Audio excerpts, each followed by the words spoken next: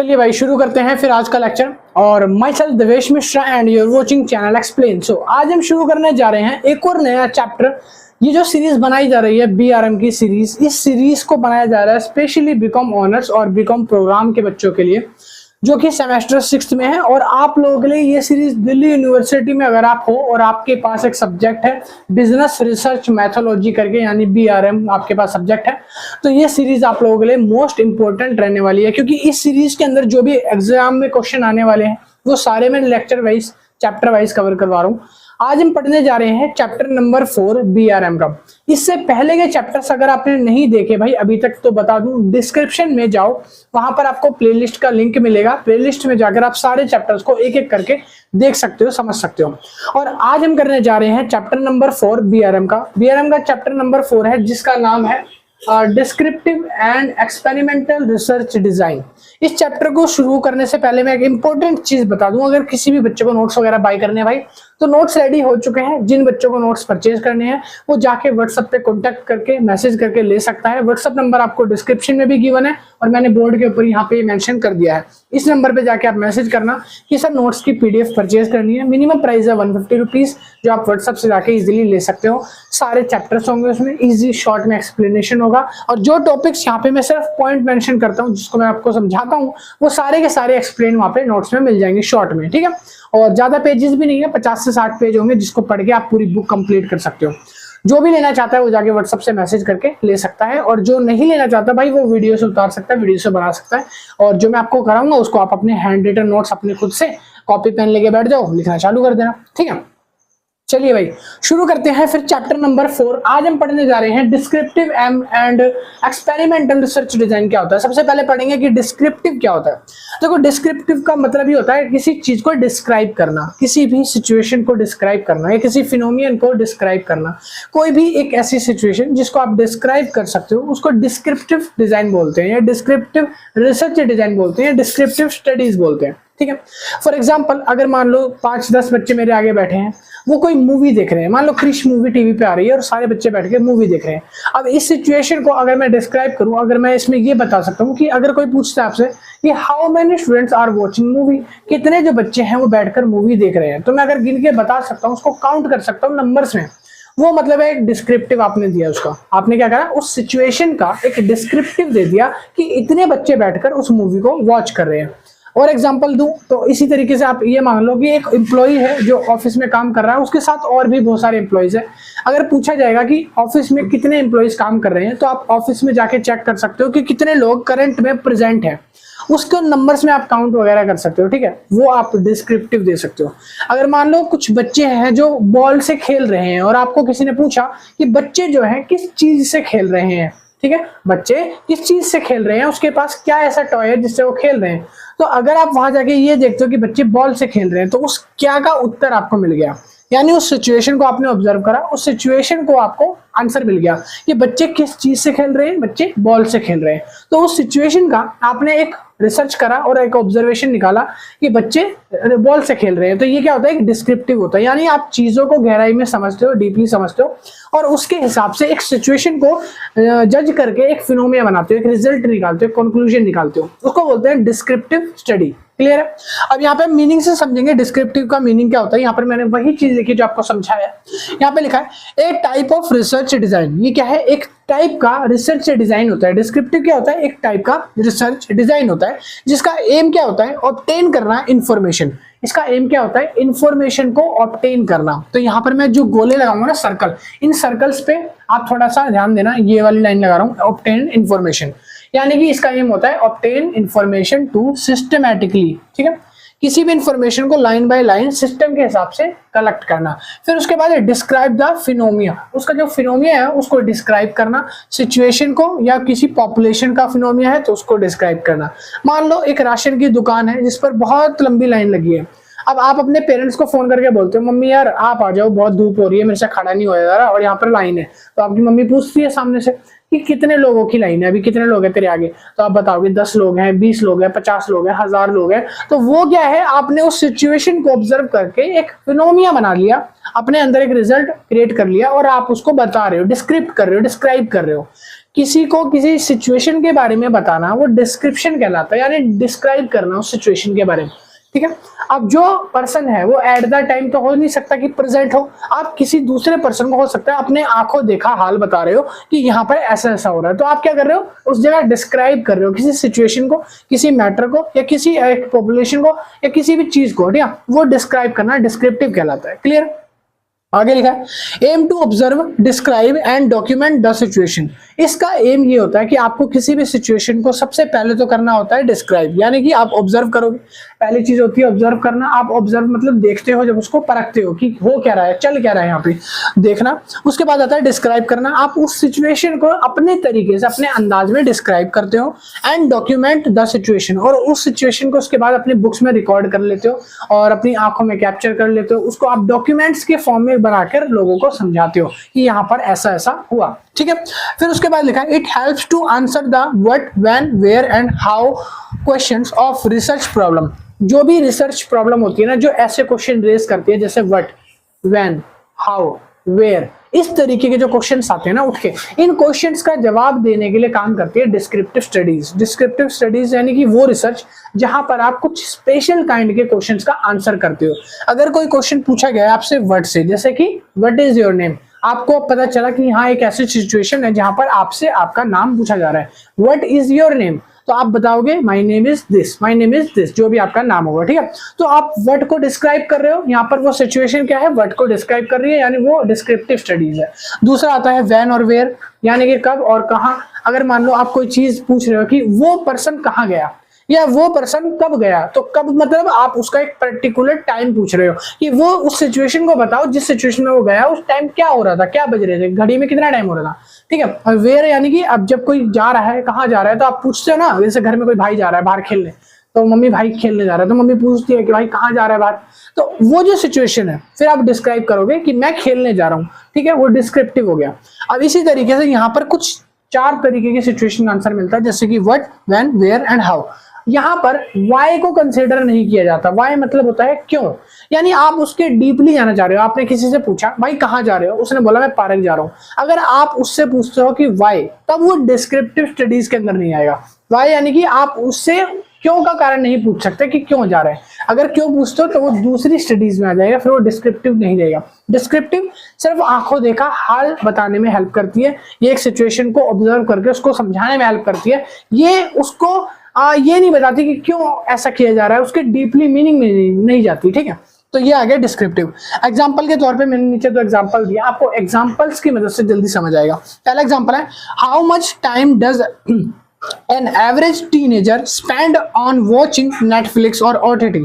कहता है कि कितने बच्चे ऐसे हैं या कितने स्टूडेंट ऐसे हैं जो अपना टाइम दिन का वो देते हैं किसको, एक तो OTT प्लेटफॉर्म को या नेटफ्लिक्स को, तो वो आपको बताना है। तो अगर मान लो 5 बच्चे हैं, 10 बच्चे हैं, 12 बच्चे हैं, तो वो आप बता दोगे। अब अगर आपसे पूछा जाए वो क्यों देते हैं, तो क्यों का मतलब यहाँ पे आंसर नहीं आता भाई, क्यों डिस्क्रिप्टिव के अंदर नहीं आता। देखो लिखा है मैंने रेदर देन वाई, वाई को छोड़कर ये आंसर्स करती है क्वेश्चन के, ठीक है। इनकी ऑब्जर्वेशन में आते ही इतने मैटर हैं, एलिमेंट है, जैसे कि what, when, how much, where, इस तरीके के एलिमेंट, ठीक है। आगे लिखा है how many peoples are coming late, मतलब कितने लोग जो हैं आज देरी से आए, कितने लोग आज देरी से आए। क्यों का कारण नहीं पूछना, आपको सिर्फ ये बताना है क्यों, कितने लोग लेट आए हैं उसका नाम बताना, जैसे 2 लोग लेट आए हैं, 10 बंदे लेट आए हैं, 12 बंदे लेट आए हैं जॉब पे, तो आपको वो बताना है, ठीक है। अब क्यों वो आपको नहीं पूछा जाएगा इसमें। फिर अगला पॉइंट आता है importance of descriptive research studies. अब हम बुक से थोड़ा रीड करेंगे कि इसकी इंपॉर्टेंस क्या होती है डिस्क्रिप्टिव स्टडीज की, ठीक है।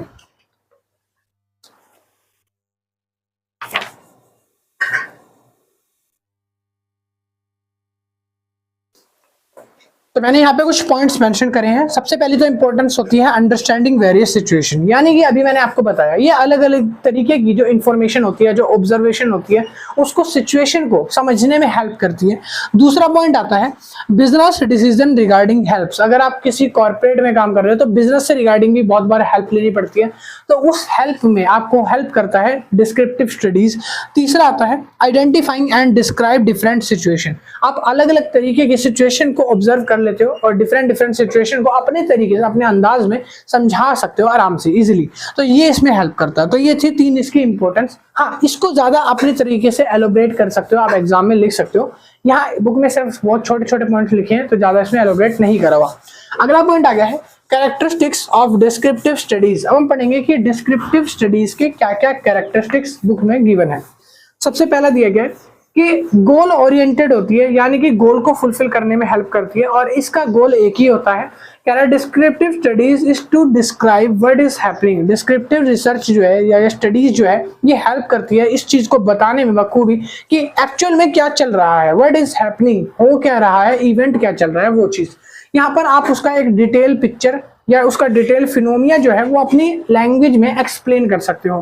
फिर लिखा है इजी होता है ये मैनिपुलेटिंग के लिए, आप किसी भी चीज को इजीली मैनिपुलेट करके भी समझा सकते हो। मैनिपुलेट यानी कि अगर मान लो कहीं पे बहुत रश है, लड़ाई हो रही है, दंगा हो रहा है, तो आप 2-3 तरीके होते हैं मैनिपुलेट करके बात को कह सकते हो। या तो आप बोल दो कि यहाँ पर बहुत बड़ी भयंकर लड़ाई छिड़ी हुई है, या आप दूसरा बोल दो कि कुछ लोग हैं एक दूसरे को पीट रहे हैं, तो आप इस तरीके से बोल दो। तो आप अपनी बात को रखने के लिए अलग अलग मेथड मैनिपुलेट करके यूज करते हो। दूसरा पॉइंट आता है कि रिसर्च डिजाइन जो है वो सर्वे का यूज करती है, यानी कि ऑब्जर्वेशन, सर्वे या केस स्टडी को इंफॉर्मेशन को गैदर करने के लिए यूज करती है। अगर आपको डिस्क्रिप्टिव को और ज्यादा डीपली जानना है तो अब आपको यहाँ पर केस स्टडीज करनी पड़ेगी, आपको इंफॉर्मेशन गैदर करनी पड़ेगी, और आपको बहुत सारे सर्वे करने पड़ेंगे, ऑब्जर्वेशन करनी पड़ेगी, लोगों को देखना पड़ेगा। अब सर्वे जो होते हैं वो 2 तरीके के होते हैं। एक होते हैं आप ऑफलाइन, यानी कि जा जाके सबके घरों पे पता करो, या एक ऑनलाइन कंडक्ट होता है, फोन के जरिए, मोबाइल के जरिए आप पता कर लेते हो, ठीक है। तीसरा आता है उसके बाद understanding trend and pattern. Descriptive studies help करती है किसी भी तरीके के सिचुएशन के ट्रेंड को या किसी भी सिचुएशन के पैटर्न को ऑब्जर्व करने में। जैसे मान लो आपको पता है पहली बार जब कोविड जैसा एक बीमारी आई थी वो 1920 के अराउंड आई थी। फिर दूसरी बार आया कोविड, यानी कि 100 साल बाद, वो आया 2020 और 2019 के अराउंड आया। फिर हो सकता है अगले 100 साल बाद भी एक कोई बीमारी आ जाए, वो यही आए, जैसे अभी चल रहा है 2010-2020 चल रहा है, तो आगे वो 2120 में आ जाए, है ना, या 2119 में आ जाए। तो ये क्या है, एक पैटर्न है, हम जिसको ऑब्जर्व कर पा रहे हैं कि एक पैटर्न है, पहले 1900 में आया, फिर 2000 में आया, अब 2100 के अंदर आएगा, ठीक है। तो ये क्या है, एक पैटर्न है। तो इस तरीके से हम सिचुएशन को ओवरकम कर सकते हैं, पहले से ही सिचुएशन का जान सकते हैं, प्रिडिक्शन लगा सकते हैं।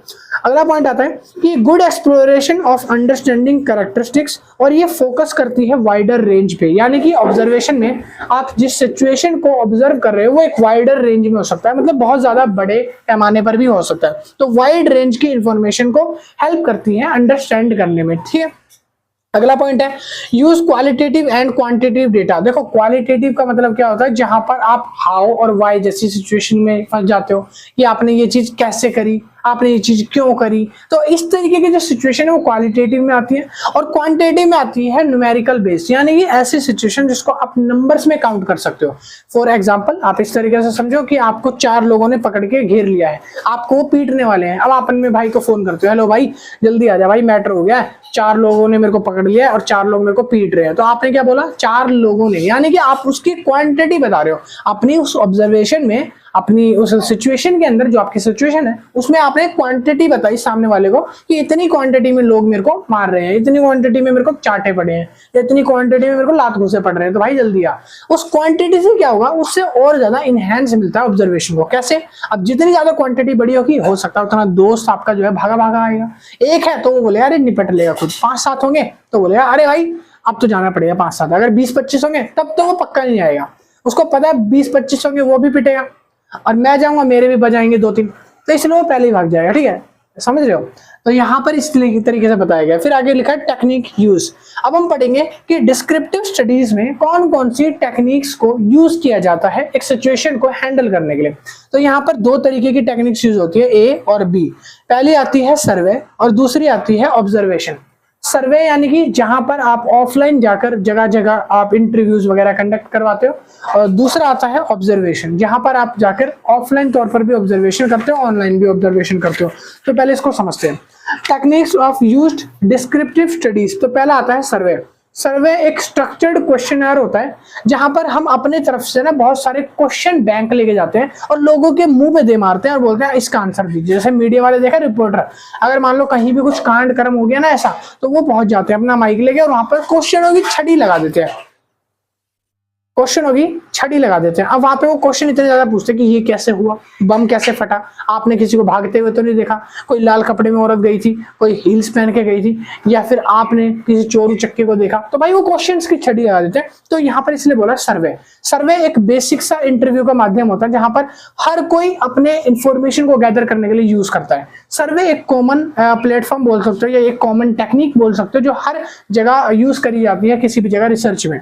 तो सर्वे के कुछ पार्ट्स होते हैं, इसके अलग अलग 3 तरीके के डिपार्टमेंट्स में इसको बांटा गया है। पहला आता है सेल्फ एडमिनिस्ट्रेटेड सर्वे। ये रहा सेल्फ एडमिनिस्ट्रेटेड सर्वे। इसका मतलब क्या होता है, लिखा है जहां पर कुछ क्वेश्चनर्स होते हैं और इंडिपेंडेंटली तौर पर टिपिकल क्वेश्चंस को आप अपने फैक्स के जरिए, आप अपने ईमेल के जरिए, आप अपने ऑनलाइन मैसेजेस के जरिए लोगों तक पहुंचाते हो और उन क्वेश्चंस के आंसर आप लेते हो। फिर इसमें लिखा है एक कॉम्प्लेक्स क्वेश्चन या कॉम्प्लेक्स रेट होता है, जो भी इशू होती है, प्रॉब्लम होती है, उसको सॉर्ट करने में हेल्प करता है सर्वे। लिखा है उसके बाद यहाँ पर आपका जो एरिया होता है वो बहुत ज्यादा वाइड होता है, क्योंकि आपको पता है इंटरनेट आजकल पूरी दुनिया में चल रहा है, वर्ल्ड वाइड फैला हुआ है। ठीक है, आप इंटरनेट के जरिए एक जगह से रहकर आप दूसरी कंट्री के किसी भी इंसान से उसकी प्रॉब्लम, उसकी सिचुएशन, उसकी जो डेटा है वो इन्फॉर्मेशन गैदर कर सकते हो। दूसरा आता है टेलीफोनिक सर्वे। टेलीफोनिक सर्वे एक इस तरीके का, जैसे आपका लॉकडाउन पैंडेमिक पड़ा था, कोविड वगैरह 2019-20 की बात कर रहा हूँ, तो जब आपका पैंडेमिक पड़ा था तो लोगों के ना ऑफलाइन वर्क हो रहे थे, है ना, सॉरी ऑनलाइन वर्क हो रहे थे। ऑनलाइन वर्क का मतलब है कि घर बैठे आप काम कर रहे हो, ऊपर आपकी बॉस की मीटिंग चल रही है, आपने ऊपर अच्छी सी शर्ट पहन ली, टाई वगैरह लगा ली, बट नीचे आपने अंडरवेयर में रख, या फिर नीचे आपने कुछ पहना ही नहीं है, आप वहां पे इन्फॉर्मेशन दे रहे हो, आप मीटिंग अटेंड कर रहे हो। तो घर में तो भाई ऐसे ही चलता है, कैजुअल है सबके घर में। ठीक है, मीटिंग के टाइम पे क्या होता था, लेके बैठ गए लैपटॉप, कहीं खा रहे हैं, कहीं बैठ रहे हैं, कहीं कुछ कर रहे हैं, सारा काम ऐसे ही चलता है। तो इसीलिए बोला टेलीफोनिक सर्वे क्या होता है, इस तरीके के सर्वे होते हैं जहां पर आपको कंप्यूटर्स के बेस पे या किसी इंटरनेट के सर्विसेज के बेस पे आपको अपने क्वेश्चनर कंप्लीट करने होते हैं। ठीक है, इसमें लिखा है यहाँ पर फोन के द्वारा ट्रेनिंग होती है, जो भी इंटरव्यू वगैरह होते हैं फोन के द्वारा होते हैं। बहुत सारी कंपनी ऐसी है जो ऑफलाइन इंटरव्यू नहीं लेती, ऑनलाइन ही टेस्ट ले लेती है। जैसे आप बोलोगे ना, मैं इंटरव्यू बुलाए, ऑफलाइन ऑनलाइन ही पूछ लेगी फोन पे, हाँ आपको क्या क्या आता है, अच्छा आपको ये आता है, अच्छा इसकी फुल फॉर्म बताना जरा, अच्छा आप सिलेक्टेड हो और आप रिजेक्टेड हो। इस तरीके के इंटरव्यू वगैरह ऑनलाइन ले लेते हैं। तो यहाँ पर क्या होता है कि यहाँ पर बोर्ड ऑडियंस है, यहाँ पर ऑडियंस बहुत ज्यादा है, क्योंकि हर किसी के घर में आजकल टेलीफोन है, इंटरनेट है, वाईफाई है। ठीक है, तो इस तरीके से टेलीफोनिक सर्वे कंडक्ट होते हैं। फिर आता है पर्सनल इंटरव्यू। पर्सनल इंटरव्यू तब माना जाता है जब आप किसी को वीडियो कॉल पे देख रहे हो या आप किसी को फेस टू फेस मिलकर, यानी कि ऑफलाइन फेस टू फेस मिलकर आप इंटरव्यू ले रहे हो, तो वो आता है पर्सनल इंटरव्यू में। ये रहा पर्सनल इंटरव्यू, जहां पर आप किसी को ऑफलाइन तौर पर, यानी कि अगर मान लो कोई शाहदरा में बैठा है तो मैं जाके शाहदरा में उससे इंटरव्यू लूं, या उसको मैं बुलाऊं अपने घर, क्या हो भाई इंटरव्यू दो फेस टू फेस। ठीक है, या आप वीडियो कॉल पे इंटरव्यू लेते हो। काफी बार ऐसा भी होता है कि कुछ कंपनी ऐसी है जो अपने एम्प्लॉइज का इंटरव्यू ऑनलाइन तौर पर, मतलब वीडियो कॉल पे ऐसे लेती है। हाँ, आप वीडियो कॉल चलती रहेगी, आपसे क्वेश्चन करा जाएगा, आप उनकी आंखों में देख के सामने कैमरे में, मतलब तो आप इस तरीके से उसका सवाल जवाब करते हो। ठीक है, अगर आपको नकल वगैरह करनी है तो आप पीछे, यानी फोन के पीछे किसी को खड़ा कर सकते हो, बाकी तो इंटरव्यू ऑनलाइन होते हैं। बस मेरा नकल का मतलब नहीं है, मेरा मतलब है सिर्फ समझाने का कि कैसे होते हैं पर्सनल इंटरव्यू जो होते हैं। ठीक है, अगला पॉइंट आता है ऑब्जर्वेशंस। तो ऑब्जर्वेशंस के भी अलग अलग पॉइंट होते हैं, कुछ यहाँ पर मैंने बोर्ड में मेंशन करे, आप लोगों को दिख रहे होंगे। तो चलिए रीड कर लेते हैं कि ऑब्जर्वेशन कौन कौन से टाइप की होती है। तो अभी मैंने लिखा है ऑब्जर्वेशंस, इसके होते हैं टोटल 5 टाइप। पहला आता है डायरेक्ट वर्सेस इनडायरेक्ट ऑब्जर्वेशन। तो इसको समझते हैं, डायरेक्ट ऑब्जर्वेशन क्या होती है और इनडायरेक्ट क्या होती है। देखो, डायरेक्ट ऑब्जर्वेशन उस ऑब्जर्वेशन को करते हैं जहां पर आप फेस टू फेस किसी से पर्सनल मिलकर आप बातचीत कर सकते हो। ठीक है, और 1 मिनट रुक जाओ भाई, थोड़ी देर 1 मिनट रुको, अब शांत रहना। तो भाई हाँ, पहला था मैंने बताया था कि डायरेक्ट और इनडायरेक्ट ऑब्जर्वेशन क्या होता है। देखो, डायरेक्ट ऑब्जर्वेशन होती है जहां आप डायरेक्ट फेस टू फेस जाकर किसी से पर्सनल मीटिंग करते हो, आप जाकर उससे उसका हालचाल डायरेक्टली पूछ लेते हो। ठीक है, तो इसको बोलते हैं, ये डायरेक्ट ऑब्जर्वेशन का पार्ट होता है। और उसके बाद आता है इनडायरेक्ट ऑब्जर्वेशन। इनडायरेक्ट ऑब्जर्वेशन में क्या होता है, आप किसी इलेक्ट्रॉनिक डिवाइस के जरिए या किसी थर्ड पार्टी मीडियम के जरिए किसी दूसरे पर निगरानी रखते हो। आप उससे बातचीत तो कर रहे हो बट ऑनलाइन तरीके से, जैसे अपने दोस्त का हाल खबर पूछ रहे हो फोन के जरिए या कॉल के जरिए, मैसेज के जरिए, वो इनडायरेक्ट होता है जहां पर आप उससे फेस टू फेस उसके रियल एक्सप्रेशन जो है वो नहीं देख पा रहे हो। ठीक है, एग्जाम्पल के तौर पे देखो, यहाँ पे लिखा है अगर बच्चे पार्क में खेल रहे हैं और आप उसको ऑब्जर्व कर रहे हो, तो यहाँ पर आप क्या कर रहे हो, डायरेक्ट इंटरव्यू ले रहे हो, तरीके से डायरेक्ट ऑब्जर्वेशन कर रहे हो ना, कि बच्चे पार्क में खेल रहे हैं और आप जाके उनको ऑब्जर्व कर पा रहे हो कि बच्चे कितने खेल रहे हैं, कैसे कैसे कपड़े पहने बच्चों ने। और दूसरा आता है इनडायरेक्ट, यानी कि मान लो आपका कोई रिलेशन वाला आप अगर पार्क में गया और पार्क में बच्चे खेल रहे हैं तो वो आपको वीडियो कॉल पे ऐसे दिखा रहा है कि देखो बच्चे खेल रहे हैं यहाँ पे बहुत सारे और मैं पार्क में आया हूँ।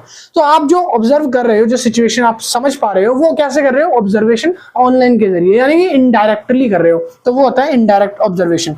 फिर आता है स्ट्रक्चर्ड वर्सेज अनस्ट्रक्चर्ड ऑब्जर्वेशन। इसको समझते हैं। स्ट्रक्चर ऑब्जर्वेशन में लिखा है you have a clear plan और चेकलिस्ट और व्हाट और वॉच फॉर।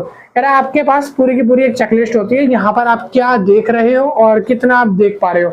एग्जाम्पल के तौर पे लिखा है noting how many times a customer pick up a product. आप ये नोटिंग कर रहे हो कि हाउ मेनी टाइम्स एक कस्टमर, यानी एक कस्टमर ने कितनी बार किसी प्रोडक्ट को पिक करा, ये आप ऑब्जर्व कर पा रहे हो, आप उसको नोट कर रहे हो, आप दिमाग में रख रहे हो, वो ऑब्जर्वेशन होती है स्ट्रक्चर्ड। और दूसरी आती है अनस्ट्रक्चर्ड, जहां पर आप ये चीज नहीं देख पा रहे, आपने कोई ऐसा फिक्स्ड प्लान नहीं बनाया, आप बहुत सारे एम्प्लॉय आपके यहाँ पे काम कर रहे हैं, बहुत सारे कस्टमर आपकी शॉप में आ रहे हैं, आप किसी एक पे नोटिस नहीं दे रहे हो, आप सबको ध्यान से देख रहे हो, ठीक है, यानी कि सब पे आप ऑब्जर्वेशन कर रहे हो, या तो आप किसी पे भी नहीं कर रहे हो। ऐसी ऑब्जर्वेशन को अनस्ट्रक्चर्ड ऑब्जर्वेशन बोला जाता है। तो एग्जाम्पल के तौर पर लिखा है watching how many moves around a store freely. आपने देखा कि एक आदमी कितनी बार दुकान में से इधर उधर जा रहा है, ठीक है, तो आराम से वो जो घूम रहा है फ्रीली, उस चीज को आप ऑब्जर्व कर रहे हो। आप ये नहीं देख रहे हो वो क्या पिक कर रहा है। अगर आप ये देख रहे हो कि वो क्या पिक कर रहा है तो आप स्ट्रक्चर ऑब्जर्वेशन में फंसे हुए हो, यानी आप उस पर्टिकुलर पर्सन की एक्टिविटी को ऑब्जर्व कर रहे हो। और अगर आप ये नहीं देख रहे कि वो क्या पिक कर रहा है क्या नहीं कर रहा है, क्योंकि बहुत सारे कस्टमर है, सिर्फ आप ये देख रहे हो कि लोग आ रहे हैं जा रहे हैं सीसीटीवी में, तो आप वो अनस्ट्रक्चर्ड ऑब्जर्वेशन में आता है, ठीक है। तीसरा आता है डिसग्विस्ड वर्सेस अनडिसग्विस्ड ऑब्जर्वेशन। डिसग्विस्ड ऑब्जर्वेशन क्या होते हैं? कह रहा है people don't know they being observed. ऐसी सिचुएशन जहां पर लोगों को नहीं पता कि वो ऑब्जर्व किए जा रहे हैं किसी दूसरे के द्वारा। ऐसे सिचुएशन जहां लोगों को ही नहीं पता कि वो ऑब्जर्व किए जा रहे हैं, जैसे कि रैंडमली जिसको बोलते हैं ना, अगर मान लो रैंडमली मैं वीडियो शूट कर रहा हूं और मेरे आसपास के जो लोग आ रहे जा रहे हैं तो वो ऑब्जर्व हो रहे हैं, मेरे कैमरे में वो आ रहे हैं, बट उनको नहीं पता कि मैं वीडियो रिकॉर्ड कर रहा हूं, ठीक है।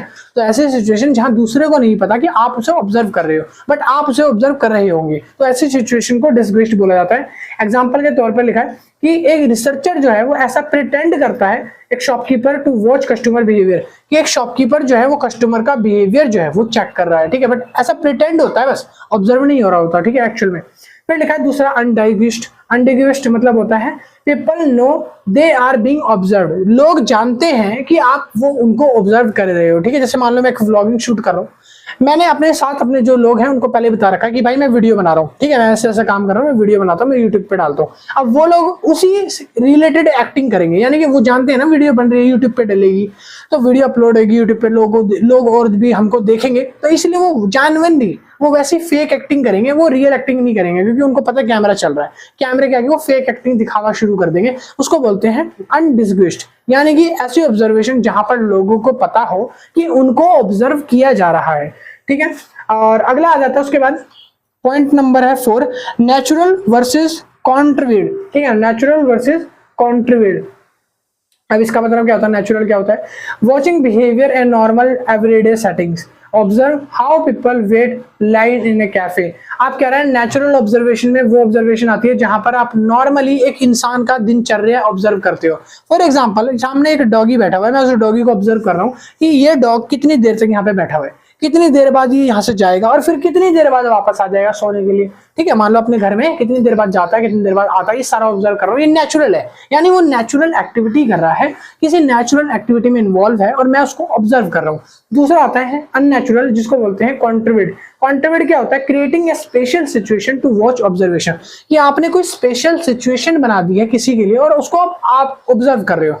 मान लो मैं यहाँ पर सारे में जो मेरा घर है, मेरा गार्डन है, मैं उसमें सारे में अगरबत्ती लगा देता हूँ जिसमें बहुत ज्यादा स्मेल आ रही है, अच्छी स्मेल आ रही है, बहुत अच्छी स्मेल, और मैंने पूरे में ऑब्जर्वेशन करने के लिए सारे में अगरबत्तियां लगा दी और उसको जला दिया ताकि खुशबू हो जाए। अब मैंने लोगों को इन्वाइट किया कि आओ मेरे घर में एक पार्टी रखी है। अब जब लोग आ रहे हैं ना, तो मैं ये ऑब्जर्व कर रहा हूँ कि मेरे गार्डन से निकलने वाली धूपबत्ती की जो गुड स्मेल है उससे लोग कैसे कैसे अपने रिएक्शन दे रहे हैं, तो उन रिएक्शंस को मैं ऑब्जर्व करना चाहता हूं। इसीलिए मैंने क्या करा, एक सिचुएशन क्रिएट करी जहां लोगों के एक्सप्रेशन निकले और लोग इधर उधर देखेंगे, वो बड़ी बड़ी नाक फैला फैला के चौड़ा करके उसको सूंघेंगे कि कितनी अच्छी खुशबू आ रही है, तो वही चीज मैं ऑब्जर्व करूंगा, क्योंकि ये एक आर्टिफिशियल तौर पर बनाई गई ऑब्जर्वेशन होती है जिसको एक सिचुएशन में डाला गया होता है ताकि लोगों को ज्यादा से ज्यादा वो ऑब्जर्व कर सके। ऐसे सिचुएशन को बोलते हैं कॉन्ट्रीब्यूट। अगला आ जाता है उसके बाद behaviour versus non behaviour observation. यानी कि बिहेवियर ऑब्जर्वेशन क्या होती है पहले ये समझते हैं। तो बिहेवियरल ऑब्जर्वेशन होती है watching what people actually do. आप ये वॉच कर रहे हो, आप ये देख रहे हो कि लोग एक्चुअल में क्या कर रहे हैं। जैसे कि लिखा है काउंटिंग हाउ मेनी टाइम्स है phone person use their phone in hour. आप ये देख रहे हो कि कोई पर्सन बैठा है वो फोन चला रहा है, वो 1 घंटे के अंदर कितनी बार अपना फोन यूज करता है, ऐसे चलाता है और फिर रख लेता है, कितनी बार 1 घंटे में ऐसे फोन चलाता है और रख लेता है। आप ये ऑब्जर्व कर रहे हो। यानी कि आप एक कंज्यूमर का या आप एक आदमी का या आप एक औरत का या किसी एक पर्सन का बिहेवियर जो है वो नोटिस कर रहे हो। अगर पर्टिकुलरली आप एक बंदे का बिहेवियर नोटिस कर रहे हो उसको बोलेंगे बिहेवियर रिसर्च या बिहेवियर ऑब्जर्वेशन। ठीक है। दूसरा आता है नॉन बिहेवियर ऑब्जर्वेशन। इसमें क्या आता है, जहां पर आप looking at the related but not the behaviour itself, observing the layout of A store and design of A product. यहाँ पर आप किसी चीज को ऑब्जर्व तो कर रहे हो बट आप ऐसा प्रिटेंड कर रहे हो कि आपने वो चीज ऑब्जर्व नहीं करी। ठीक है। मान लो आप रास्ते में जा रहे हो, आपको बहुत सारे बैनर्स, होल्डिंग्स और पोस्टर बोर्ड वगैरह दिखते होंगे, कॉस्मेटिक के बोर्ड, यहाँ पर लायरा का काम चल रहा है, यहाँ पर सैमसंग की दुकान है, सैमसंग लिखा है, बड़ा सा डिस्प्ले हो रहा है स्क्रीन पे। थोड़ा आगे चलते हो तो आपको ब्रिटानिया मिल जाता है, थोड़ा आगे चलते हो आपको मैकडी मिल जाता है, फिर आपको बर्गर किंग मिल जाता है, रेस्टोरेंट दिखते हैं। तो अलग अलग अपने जो शॉपकीपर्स होते हैं सबने अपने होल्डिंग तो लगाए होते हैं। अब आप रास्ते में जा रहे हो, आप देख सबको रहे हो, आप सबको नजर मार रहे हो, लुकिंग कर रहे हो, बट उसको प्रिटेंड ऐसा कर रहे हो कि मैं आपके ऊपर इतना ज्यादा ध्यान नहीं दे रहा, ऑब्जर्वेशन नहीं कर रहा। अब वो आंखों के सामने पड़ जा रहा है तो क्या करे, कोई देखेगा ही ना। अब मान लो रास्ते में कोई जा रहा है, यहाँ पर आप रास्ते में जा रहे हो, आपको एक जूस शॉप मिल गई, उसके आगे आपको एक किराने की दुकान मिल गई, फिर आप थोड़ा जा रहे हो आपको एक बस स्टैंड मिल गया। आप सब चीजें ऑब्जर्व कर रहे हो, आप नोटिस करते हुए तो जा रहे हो ना कि अब बस स्टैंड पे आ चुका हूँ, अब मैं यहाँ आ गया हूँ, अब एटीएम के पास आ रहा हूँ, अभी मैं मैकडी के पास आ गया हूँ, है ना।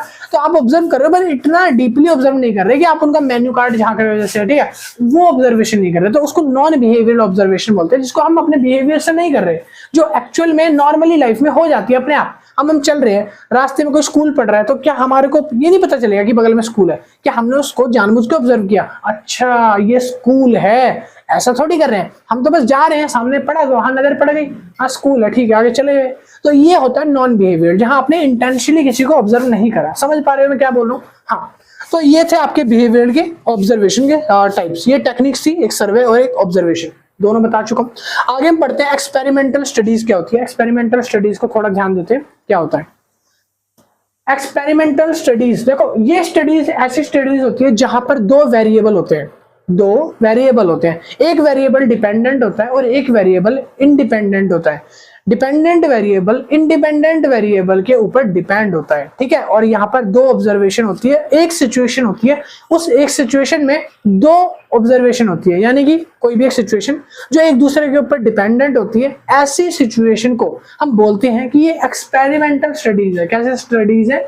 एक्सपेरिमेंटल स्टडीज है। अगर मैं आपको आंसर दूं, फॉर एग्जांपल आप मान लो किसी एक ट्रिप के लिए निकले अपनी फैमिली के साथ कार पे।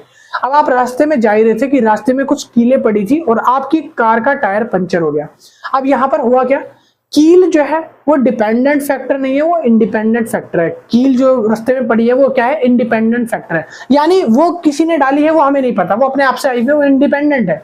बट उसकी वजह से हुआ क्या, उसकी वजह से आपकी कार का टायर पंचर हो गया। आप ट्रिप पे जा रहे थे, आपकी कार पंचर हो गई, है ना। तो वो क्या है, कार पंचर जो है वो डिपेंड है किसके ऊपर? कील के ऊपर। अगर कील नहीं होती तो कार पंचर नहीं होती, है ना। और अगर कील ने कार पंचर करी है तो जो हमारी कार पंचर हुई है उसका कारण क्या है? उसका कारण ये हुआ, कारण है कील, ठीक है। तो यहाँ पर जो कील है वो कैसी हो गई? वो हो गई इंडिपेंडेंट फैक्टर, और जो आपकी कार पंचर हुई है वो डिपेंडेंट फैक्टर है क्योंकि वो किसी पर डिपेंड है। आप इस तरीके से एक एग्जांपल हो लो, मान लो गर्मियां आ रही है। अब गर्मियों की जैसी बढ़त होगी ना, जैसी गर्मियां बढ़ेगी तब दुकानों पर ना कूलर, पंखे और एसी की डिमांड जो है वो ज्यादा इंक्रीज हो जाएगी। तो यहाँ पर क्या हुआ कि वेदर चेंज होने के कारण यानी कि डिमांड बढ़ गई। तो आपका डिपेंडेंट फैक्टर कौन सा है और इंडिपेंडेंट फैक्टर कौन सा इस सिचुएशन में? तो फटाफट से समझते हैं। तो जो आपका वेदर है, क्या वो चेंज होता नहीं है कभी? आज ही पहली बार चेंज हुआ है? नहीं, ऐसा तो नहीं है। वेदर तो चेंज होता रहता है, क्लाइमेट तो चेंज होता रहता है, और ये तो हमारे हाथ में नहीं है।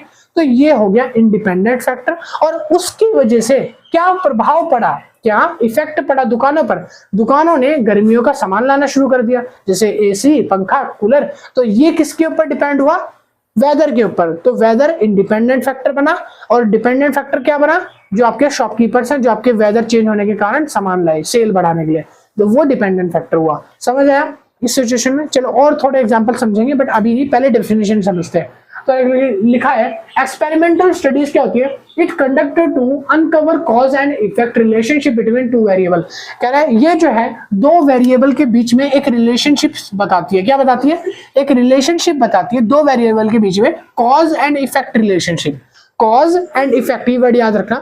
कॉज यानी कि किसी चीज को होने का कारण, इफेक्ट यानी कि उस कारण से हुआ क्या। मान लो मैं रास्ते में खेल रहा था, कोई सामने बैट बॉल खेल रहा था, पार्क पड़ गया, और पार्क में से एक बैट्समैन ने बॉल को हिट किया, वो बॉल मेरी आंख पे आके लग गई।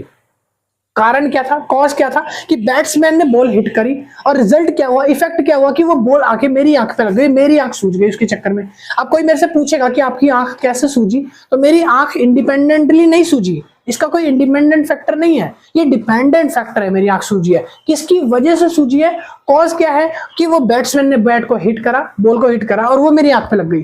तो डिपेंडेंट फैक्टर ये हुआ कि आपकी आंख सूजी है, और इंडिपेंडेंट फैक्टर ये हुआ यानी कॉज किसकी वजह से सूजी है, उस बैट्समैन की वजह से, तो वो हो गया इंडिपेंडेंट फैक्टर। इस तरीके से कॉज और इफेक्ट का एक रिलेशन एक सिचुएशन में पाया जाता है, तो वो होता है यहाँ पर एक्सपेरिमेंटल स्टडीज। ठीक है, छोटा सा एग्जांपल देता हूं आपको।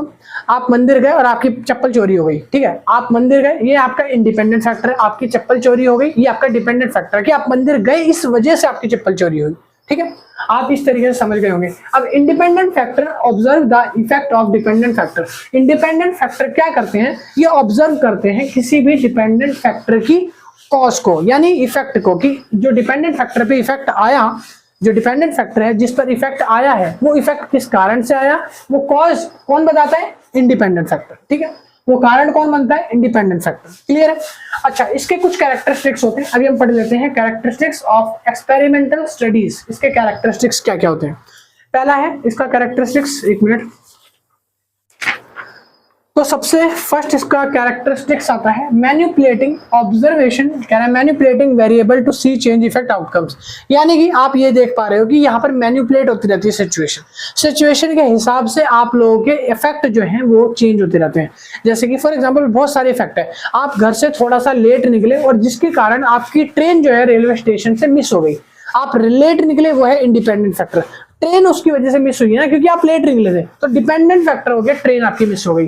तो यहाँ पर वही लिखा है कि आप इसके मैनिपुलेट वेरिएबल्स देख पाओगे, आप बहुत सारी अलग अलग सिचुएशन को ऑब्जर्व कर पाओगे जहां पर ऐसे फैक्टर देखने को मिलते हैं। दूसरा पॉइंट आता है अप्लाइंग ट्रीटमेंट और रिकॉर्ड चेंजेस। यहाँ पर ट्रीटमेंट्स को अप्लाई करते रहते हैं और इनके रिकॉर्ड चेंजेस को रिकॉर्ड करते रहते हैं। आप जितनी बार सिचुएशन को मैनिपुलेट करोगे, जैसे अभी मैंने एक चप्पल वाला एग्जांपल दिया, एक ट्रिप वाला एग्जांपल दिया, एक ट्रेन वाला एग्जांपल दिया, तो हर बार क्या हो रहा है, सिचुएशन चेंज हो रही है कुछ ना कुछ। अभी फिर मान लो सिचुएशन चेंज कर देता हूँ, अभी पंखा चल रहा था, अभी पंखा बंद हो गया और मेरे को गर्मी लगने लगेगी। मेरे को गर्मी क्यों लग रही है, क्योंकि पंखा बंद हुआ है। तो मेरी गर्मी डिपेंड है इंडिपेंडेंट फैक्टर पे, उस पंखे पे। अगर पंखा चलता तो मुझे गर्मी नहीं लगती, है ना, मगर पंखा जो है वो नहीं चल रहा ना, तो इसलिए मेरे को गर्मी लग रही है। तो डिपेंड हूं मैं किस पे, पंखे पे। तो एक फैक्टर मैंने फिर चेंज कर दिया। यानी सिचुएशन जितनी बार ट्रीटमेंट चेंज करोगे उतनी बार रिजल्ट भी चेंज होकर आएगा। ठीक है, अगला पॉइंट है यूज मैन्युअली न्यूमेरिकल डेटा। यहाँ पर आप मैन्युअली या न्यूमेरिकली डेटा में ऑब्जर्व कर सकते हो किसी भी सिचुएशन को। ठीक है, आप किसी भी सिचुएशन को न्यूमेरिकली भी ऑब्जर्व कर सकते हो। मान लो आप दो भाई बहन हो, ठीक है, आपकी मम्मी लाई 5 संतरे, जिसमें से 3 संतरे भाई ने खा लिए और 2 संतरे आपने लिए। अब आपको कम संतरे वजह से आपको रोना आ गया, आपको कम संतरे मिले और आप रोने लग गए कि नहीं नहीं नहीं मैं अभी 3 संतरे लूंगी। ठीक है, और आप रोने लग गए, आपकी आंखों से आंसू आने लग गए। तो वो आंसू का फैक्टर क्या हुआ, आंसू किस पर डिपेंडेंट है, कम संतरे आपको मिले। कम संतरे आने की वो नंबर्स पे डिपेंड है कि आपको 2 मिले और भाई को 3 मिले। तो यहाँ पर आपको नंबर्स में भी आप ऑब्जर्वेशन को या सिचुएशन को काउंट कर सकते हो। ठीक है, तो ये होता है एक्सपेरिमेंटल स्टडीज। समझ आ गया, इसकी कैरेक्टरिस्टिक्स आपको क्लियर हो गई। अच्छा, अब हम पढ़ लेते हैं, इसको ना 2 पार्ट में डिवाइड करा गया है। इस स्टडीज को, एक्सपेरिमेंटल स्टडीज को 2 पार्ट में डिवाइड किया जाता है। पहली होती है यहाँ पर एक्सपेरिमेंटल और कंट्रोल ग्रुप। एक्सपेरिमेंटल और कंट्रोल ग्रुप, इसके बारे में थोड़ा आगे पढ़ेंगे अच्छे से। और दूसरा आता है pre test and post test. दो तरीके की होती है। प्री टेस्ट यानी कि पहले टेस्ट कर लो, पोस्ट टेस्ट यानी कि बाद में टेस्ट कर लो, इसको बोला जाता है प्री टेस्ट और पोस्ट टेस्ट। ठीक है, अब हम पढ़ेंगे 4 टाइप की एक्सपेरिमेंटल स्टडीज होती है। कितने टाइप की? 4 टाइप की एक्सपेरिमेंटल स्टडीज होती है, जो अभी मैं आपको लिखवाऊंगा। यहाँ मैंने पूरे तरीके से लिखी नहीं है, जगह खत्म हो चुकी है, अभी लिखवाऊंगा। ठीक है, तो पहली होती है यहाँ पर pre experimental design, true experimental design, quasi design और स्टैटिस्टिकल डिजाइन। इन चारों को अच्छे से डीपली पढ़ेंगे। पहले आप इसका स्क्रीनशॉट ले लो एक बार बुक में। ठीक है, मैं इसको रब कर दूंगा उसके बाद।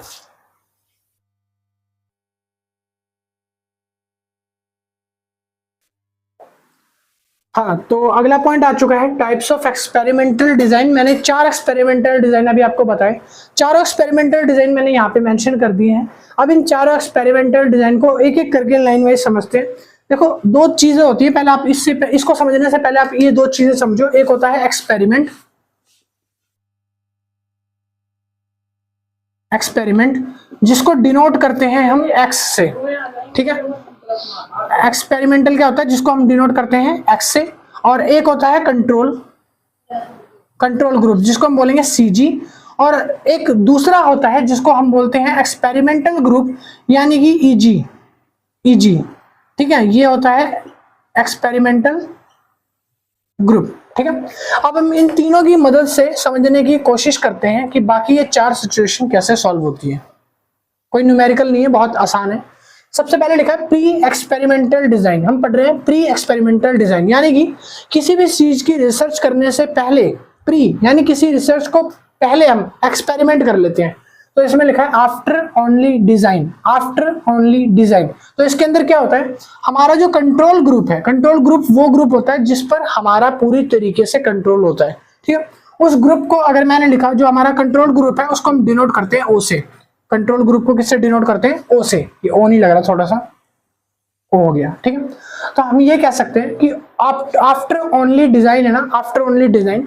तो इसमें हमारा जो कंट्रोल ग्रुप है वो 1 है। कंट्रोल ग्रुप क्या है? 1 है। यहाँ पर कोई एक्सपेरिमेंट हुआ, एक्सपेरिमेंट यानी कि एक्स, तो यहाँ पर कोई भी एक्स हुआ? नहीं हुआ। तो यहाँ पर कोई भी एक्स नहीं आएगा। पहले वाले में कोई भी एक्स यानी कि यहाँ पर नहीं आएगा। क्यों? क्योंकि यहाँ पर कोई एक्सपेरिमेंट नहीं हुआ है, लिखा है ओनली डिजाइन। तो कंट्रोल ग्रुप 1 रहेगा। 1 क्या है? एक नंबर है जो डिनोट करता है।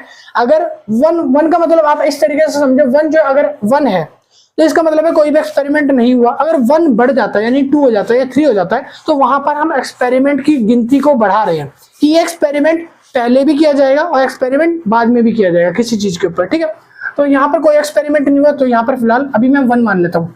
दूसरा पॉइंट है 1 ग्रुप प्री टेस्ट और पोस्ट टेस्ट डिजाइन। कह रहा है 1 ग्रुप का प्री टेस्ट हुआ है और पोस्ट टेस्ट डिजाइन हुआ है। ठीक है, तो यहाँ पर एक ग्रुप का, यानी कि मान लो कंट्रोल ग्रुप है, इसका क्या हुआ है? प्री टेस्ट, पहले ही टेस्ट हुआ है।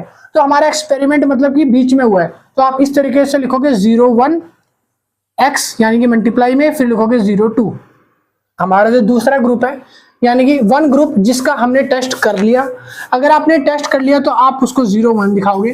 ठीक है, उसके बाद आपने एक्सपेरिमेंट करा है, एक्सपेरिमेंट यानी कि एक्स। एक्सपेरिमेंट मतलब होता है इन दोनों टेस्ट के बीच में आपने एक बीच में रिजल्ट निकाला होगा, उस रिजल्ट को हम बोलते हैं एक्सपेरिमेंट। आपने रिजल्ट निकाला होगा कि पहला एक्सपेरिमेंट हुआ, फिर आपने रिजल्ट निकाला, फिर आपने दूसरा एक्सपेरिमेंट किया, फिर आपने रिजल्ट निकाला। तो इस तरीके से, ठीक है, एक्स। इस तरीके से आप इसको समझ सकते हो। और अगर आपको मैं थोड़ा सा नॉर्मली लैंग्वेज में समझाऊं, ये तो बुक की लैंग्वेज आपको नहीं समझ आ रहा होगा, तो आप इस तरीके से समझो, बिल्कुल इजी लैंग्वेज में समझाता हूँ। एक शॉप है, एक दुकान है। ठीक है, एक दुकान में एवरेज जो है वो 100 लोग आते हैं डेली के। एक दुकान के अंदर एवरेज 100 लोग रोज शॉपिंग करने आ रहे हैं, 100 लोग आते हैं। अब मैंने यहाँ पर क्या करा? एक से एक्सपेरिमेंट करा। अब मैंने शॉप के अंदर एक एक्सपेरिमेंट करा, यानी एक्स करा। एक्सपेरिमेंट को मैंने एक्स बताया। मैंने एक एक्सपेरिमेंट करा। एक्सपेरिमेंट मतलब क्या करा? मैंने एक एडवर्टाइजिंग करवाई। क्या करवाई? एडवर्टाइजिंग। अब मैंने ये एडवर्टाइजिंग के बाद देखा कि शॉप पहले तो 100 बंदे आ रहे थे, मगर जैसे ही एडवर्टाइजिंग हो गई ना शॉप के अंदर, तो वो लोगों की संख्या 150 हो गई। अब दिन के 150 लोग आ रहे हैं। तो यही चीज मैं आपको समझाने की कोशिश कर रहा हूं कि अगर किसी ग्रुप में हम पहले एडवर्टाइजिंग कराते हैं, 1 मिनट, हाँ मेरे को लगा फोन आ रहा है। तो अब क्या हुआ कि मैंने ये देखा कि पहले अगर हम किसी ग्रुप में एडवर्टाइज करा देते हैं तो उसकी शॉप की जो सेल्स है वो या तो बढ़ जाती है, और कभी कभी शॉप की एडवर्टाइजिंग से भी सेल नहीं बढ़ती। तो अगर यहाँ पर मेरी सेल बढ़ गई, यानी कि शॉप की सेल पहले 100 थी, अब वो सेल 150 हो गई है, अब एडवर्टाइजिंग के बाद वो बढ़ गई है, तो हमने क्या करा, एडवर्टाइजिंग के बाद बढ़ी है ना, तो हमने क्या करा था, पोस्ट एडवर्टाइजिंग कराई थी। हम इसको बोलते हैं पोस्ट टेस्ट डिजाइन। और अगर मैं किसी ग्रुप की एडवर्टाइजिंग पहले करा दूं तो प्री टेस्ट डिजाइन कहलाएगा। बस यही फर्क है। तो मैं आपको वही तो बता रहा हूँ, प्री टेस्ट और पोस्ट टेस्ट। अब आपको कंफ्यूजन नहीं होगी। यानी कि यहाँ पर सिर्फ आपको ये देखना है, एक शॉप पे नॉर्मली अगर 100 लोग आ रहे हैं तो उसमें अगर मैं एडवर्टाइजिंग मतलब एक्सपेरिमेंट, आप इसको टेस्ट मत बोलो, आप टेस्ट की जगह बोलो उसको एडवर्टाइजिंग। ठीक है, जहां मैं वर्ड यूज करूंगा ना test, pre test, post test, आप ये समझना प्री एडवर्टाइजिंग और पोस्ट एडवर्टाइजिंग आप ऐसे समझो। टेस्ट का मतलब आप एडवर्टाइजिंग समझो ताकि आपको जल्दी समझ आएगा। प्री एडवर्टाइजिंग मतलब पहले आपने एडवर्टाइज कराया, फिर आपको लोगों को चीजें बांट रहे हो तो आपकी सेल बढ़ी गई होगी, है ना। उसके बाद पोस्ट एडवर्टाइजिंग कराई, यानी कि एडवर्टाइज आपने बाद में कराई तो आपकी सेल बढ़ी है घटी वो आपको देखना है। ठीक है, आप टेस्ट को एडवर्टाइजिंग समझो। तीसरा आता है स्टैटिक ग्रुप। स्टैटिक ग्रुप क्या होता है? स्टैटिक ग्रुप में आप क्या करते हो, जब आपने पहले एडवर्टाइज कराया, शॉप को पहले एडवर्टाइज कराया मतलब माल बेचने से पहले, और माल बेचने के बाद आपने दोनों में एडवर्टाइज कराया। एक शॉप है, अरे थोड़ा सा आराम से कर लो, इतना गुस्सा क्यों निकालना है कपड़ों में। सुनो, शॉप के अंदर आपने एडवर्टाइज करानी शुरू करी। एडवर्टाइज आपने प्री टेस्ट कराई है, पहले क्या करिए, प्री एक्सपेरिमेंट कराया, जिसको मैं बोलता हूँ 0-1 है ना, तो आपने प्री कराया है। तो जब आप प्री बोलोगे तो इसके साथ लगा दोगे एक्स, एडवर्टाइजिंग ट्रीटमेंट को हम एक्स बोलते हैं, मैंने आपको बताया था। ठीक है, ये जो टेस्ट है इसको भी एक्स बोल सकते हैं। एडवर्टाइजिंग, एक्स का मतलब है कि मैंने एडवर्टाइजिंग करा दी, प्री मतलब पहले करा दी एडवर्टाइजिंग। एडवर्टाइजिंग के बाद क्या हुआ कि 100 लोग आ रहे थे, अब क्या हुआ, मैंने पोस्ट एडवर्टाइजिंग करा दी। पोस्ट मतलब कि जो हमारा 0-2 था, इस बार 0-1 था और 0-2, इस बार मेरा CG यानी कि कॉमन ग्रुप जो है मेरा वो 0-2 है, और इसके बाद मैंने करवा दी एडवर्टाइजिंग। ठीक है, और यहाँ पर अब मेरे लोग 150 हो गए। तो अब इन दोनों के बीच का डिफरेंस जो है वो स्टैटिक ग्रुप बताता है। स्टैटिक ग्रुप क्या बताता है, इन दोनों के बीच का डिफरेंस कि कितने लोग बढ़ गए, 50। तो 50 लोग क्या हो गए, बढ़ चुके हैं। ठीक है, मैं यहाँ पर ये बता रहा हूँ कि आपको कोई भी न्यूमेरिकल नहीं आएगा, ना ये आपको लिखना है, न्यूमेरिकल नहीं आएगा, बस समझाने के तौर पे आपको समझा रहा हूँ कि क्या चीज है प्री टेस्ट और पोस्ट टेस्ट। ठीक है, बस वो समझ लो। फिर लिखा है अगला पॉइंट है ट्रू एक्सपेरिमेंट डिजाइन। यहाँ पर हम एक्सपेरिमेंट करते हैं। एक तो एक्सपेरिमेंट होता है प्री टेस्ट, यानी कि एडवर्टाइजिंग पहले करवाएंगे, और एक होगी एडवर्टाइजिंग बाद में। हम दोनों को कंपेयर करेंगे कि एडवर्टाइजिंग के पहले और एडवर्टाइजिंग के बाद जो है किस तरीके का ग्रोथ एक दुकान के अंदर सेलिंग पे देखने को मिला है, सेलिंग पर क्या इफेक्ट पड़ा है उसका। ठीक है, तो यहाँ पर लिखा है pre test, post test, control group. Control group यानी कि CG के अंदर पहले आपने प्री टेस्ट कराया, फिर पोस्ट टेस्ट कराया। ठीक है, फिर उसके बाद आपको क्या इफेक्ट पड़ा आप वो देखोगे। तो सेम सिचुएशन क्या बनेगी, ये वाली बनेगी। यह है एक प्री टेस्ट का और एक है पोस्ट टेस्ट का। बस हाँ, इस पर एक मान लो 100 आ रहे थे, फिर आ गए 150, तो आपको वैसे गैप नहीं निकालना। ये गैप निकालना होता है स्टैटिक्स ग्रुप पे। स्टैटिक ग्रुप दोनों का गैप देखता है कि आपने पहले एडवर्टाइजिंग के कितने माल बेचा, फिर दूसरे में आपने एडवर्टाइजिंग कराई तब कितना माल बिक रहा है आपका, दोनों का गैप स्टैटिक ग्रुप बताता है। यहाँ पर आप दूसरा पढ़ रहे हो pre test, post test, control group. तो इसके अंदर आपको सिर्फ ये पता लगाना है कि आपने जो एडवर्टाइजिंग कराई है प्री और पोस्ट, उसमें आपने कितने ज्यादा इंक्रीमेंट उठाया सेल में। दूसरा आता है post test only control group. यहाँ पर सिर्फ पोस्ट टेस्ट होगा। यहाँ क्या होगा, सिर्फ पोस्ट टेस्ट होगा। यानी कि अगर मैं लिखूं एक शॉप है, पोस्ट टेस्ट करवाना है ना मेरे को, तो मैं लिखूंगा CG मतलब मेरा कंट्रोल ग्रुप, क्योंकि ये हर बार सेम रहता है। पोस्ट टेस्ट करवाना है तो आप लिखोगे 0-1 और इसके पीछे लगा दोगे 1x। ठीक है, यहाँ पर आपको 0-2 और दूसरे x की जरूरत नहीं पड़ेगी। क्यों? क्योंकि ये वाला टेस्ट आपने करा ही नहीं, आपने सिर्फ एक टेस्ट करा है, पोस्ट टेस्ट। अगर आपने प्री टेस्ट भी करा होगा तो आप 1 के साथ साथ ये 2 वाली सिचुएशन भी मेंशन करोगे, लिखोगे। ठीक है, आपको सिर्फ ये वाली लिखनी है क्योंकि यहाँ पर सिर्फ पोस्ट टेस्ट हुआ है। ठीक है, कंट्रोल ग्रुप में। समझ आया? चलिए आगे बढ़ते हैं। क्वासी एक्सपेरिमेंट क्या होता है? क्वासी एक्सपेरिमेंट होता है टाइम सीरीज डिजाइन होता है। ये कैसा होता है? Time series design. यानी कि आपको क्या करना है, आपको 2 कंट्रोल ग्रुप में इसको डिवाइड कर लेना, CG और एक्सपेरिमेंटल ग्रुप। एक्सपेरिमेंटल ग्रुप एक CG है और एक एक्सपेरिमेंटल ग्रुप है। ठीक, अब मैं आपको CG दे रहा हूं, अब ध्यान से देखो CG कैसे लिखूंगा 0-1, 0-2, 0-3। ठीक है, और उसके बाद ये हो गया X, यानी कि ये हो गया एक्सपेरिमेंट।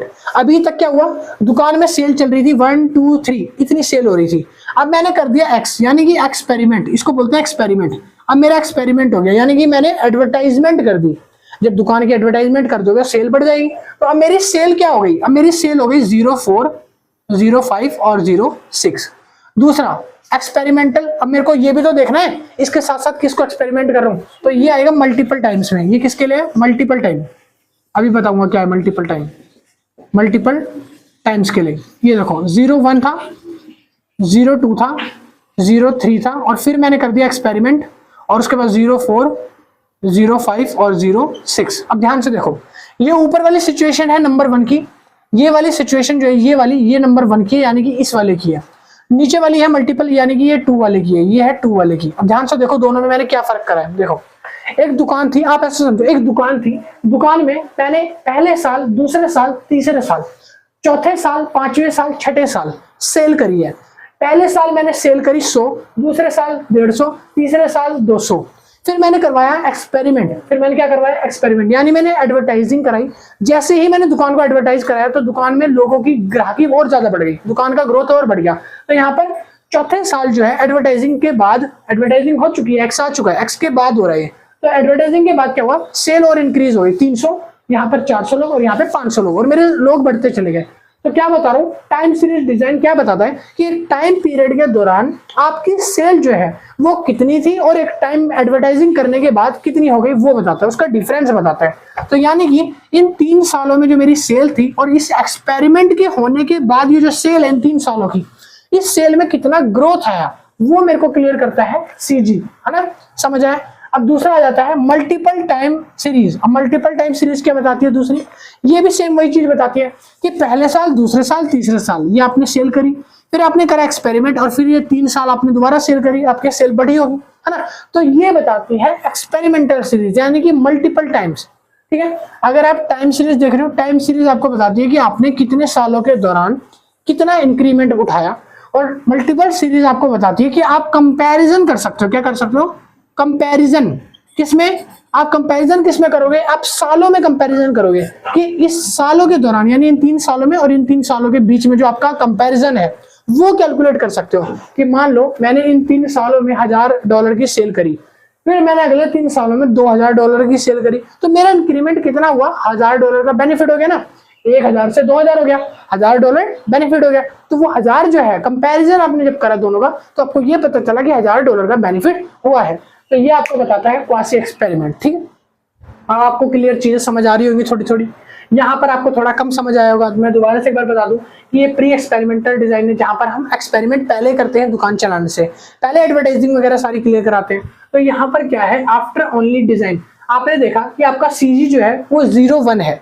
0 1 का मतलब है यहाँ कोई भी एक्सपेरिमेंट नहीं हुआ था, कोई भी दुकान में एडवर्टाइजिंग नहीं हुई थी, तब आपका सीजी 0 1 था, यानी कि आपकी सेल मान लो 200 300 400 रही होगी। दूसरा आता है ओनली ग्रुप प्री टेस्ट और पोस्ट टेस्ट का डिजाइन। जब आपने अपना प्री टेस्ट कराया या पोस्ट टेस्ट कराया, कोई एक टेस्ट कराया, उसके बाद आपकी सेल इंक्रीज हुई। यहाँ पे मैंने लिख दिया था कि आपने एक एक्सपेरिमेंट कराया था, या तो पोस्ट टेस्ट या प्री टेस्ट, कोई एक कराया, दोनों में से, दोनों नहीं, एक कराया। तो यहाँ पर मैं लिख देता हूँ एक कराया आपने, ठीक है, या तो ये कराया या तो ये कराया, दोनों में से कोई एक कराया, तो आपकी सेल कितनी इंक्रीज हुई आपको वो देखना है। आप दोनों मेंशन नहीं करोगे, आप एक लिखोगे, इस तरीके का एक आएगा, ठीक है, या तो ये या तो वो वाला। आप ग्रुप स्टैटिक्स में क्या देखते हो, स्टैटिक ग्रुप में आप ये देखते हो कि आपने जो दोनों प्री टेस्ट पोस्ट टेस्ट के बाद डिफरेंस कमाया, जो भी आपका डिफरेंस आया एडवर्टाइजिंग के बाद और अपने बिजनेस के एडवर्टाइजिंग से पहले, वो कितना आया वो आप इसमें चेक करते हो, तब आप उसका डिफरेंस निकालोगे, जो मैंने यहाँ पे निकाल के आपको 50 दिखाया था। क्लियर, और आपको ये तो समझ आई गया होगा। अब एक लास्ट रह गया, स्टैटिकल डिजाइन क्या होता है। इसको 2 तरीके से डिवाइड किया गया, एक है रैंडमाइज्ड ब्लॉक डिजाइन और दूसरा है लेटेंट स्क्वायर डिजाइन। इसको समझ लेते हैं, इसमें कोई आपको न्यूमेरिकल ऐसा नहीं देखने को मिलेगा, आपको सिर्फ थ्योरी इसमें पढ़ा दूं, ठीक है, ताकि आपको समझ आ जाए। तो यहाँ पर इसका मतलब क्या होता है, रैंडमाइज्ड ब्लॉक डिजाइन होता है क्या है, design is used for internal external variable जो इन्फ्लुएंस करते हैं डिपेंडेंट फैक्टर को, यानी कि जो भी डिपेंडेंट फैक्टर होते हैं ना, जो किसी चीज पर डिपेंड है, जैसे कि सेल किस पर डिपेंड होती है, एडवर्टाइजिंग पे। तो एडवर्टाइजिंग अगर अच्छी होगी तो आपका जो डिजाइन है वो ज्यादा इंक्रीज होएगा, बढ़ जाएगी एडवर्टाइजिंग। तो ऐसे डिपेंडेंट फैक्टर को इन्फ्लुएंस करने का काम करती है रैंडमाइज्ड ब्लॉक डिजाइन। दूसरा आता है लेटेंट स्क्वायर डिजाइन, क्या करता है, फैक्टोरियल डिजाइन भी बोलते हैं इसको, फैक्टोरियल डिजाइन या लेटेंट स्क्वायर डिजाइन भी बोलते हैं। तो इसका काम क्या होता है, this design helps to complex experiment involving multiple variable and condition. ये अलग अलग तरीके के मल्टीपल वेरिएबल्स को एक कंबाइंड वेरिएबल्स में बनाने की कोशिश करते हैं, और यहाँ पर लिखा है अलग अलग तरीके की कंडीशंस जो होती है उनको एक साथ कंपेयर करने में हेल्प करते हैं। फिर लिखा है और ये हेल्प करते हैं किसी भी डिफरेंट फैक्टर्स की या डिफरेंट इंटरेक्शंस की, यानी कि जो कॉम्बिनेशन होते हैं ना, अलग अलग तरीके के संयोग, जैसे कि इस 3 साल का संयोग अलग है, इस 3 साल का संयोग अलग है, ठीक है। तो इन 3 से इन 3 की कंपैरिजन करने में हेल्प करती है on latent square design. Clear है। और बाकी इसके बारे में कुछ ज्यादा लिखा नहीं है और यहाँ पर ये कंप्लीट हो गया चैप्टर। और आपका चैप्टर नंबर 4 जो है इस जगह खत्म होता है और ये थे आपके टॉपिक्स लास्ट, ठीक है। इसके बाद आपका चैप्टर 4 हो गया कंप्लीट मेरी तरफ से। अब मिलते हैं नेक्स्ट वीडियो में, यानी चैप्टर नंबर 5 है। और अगर किसी भी बच्चों को वीडियो पसंद आई और अगर आपको नोट्स परचेज करने हैं तो उसके लिए आप कॉन्टैक्ट कर सकते हो, आपको पता ही है व्हाट्सएप नंबर पे। व्हाट्सएप नंबर आपको डिस्क्रिप्शन में भी गिवन है और बोर्ड के ऊपर मैंने यहाँ पे मेंशन कर दिया है। इस नंबर पे जाके आप पता कर लेना। मिनिमम प्राइस 150 रुपीज है। नोट्स की पीडीएफ आपको मिल जाएगी, व्हाट्सएप पे ही शेयर हो जाएगी। और सॉफ्ट कॉपी नोट्स हैं, सारे चैप्टर अच्छे से एक्सप्लेन है और सारे चैप्टर आपको मिनिमम 50 से 60 पेज में मिल जाएंगे। जो नहीं लेना चाहते वो अभी वीडियो को उतार सकते हैं, मैं हट जाऊंगा, आप इसको उतार लेना, स्क्रीनशॉट ले लेना। और अगला चैप्टर, अगला जो पार्ट है 5th, यानी कि वो जल्दी आएगा और मैं कोशिश कर रहा हूँ कि आपके एग्जाम से पहले सारी वीडियो सीरीज कंप्लीट करवा दूं। और थैंक यू, कीप वॉचिंग। अब आप इसको आराम से, बाय बाय।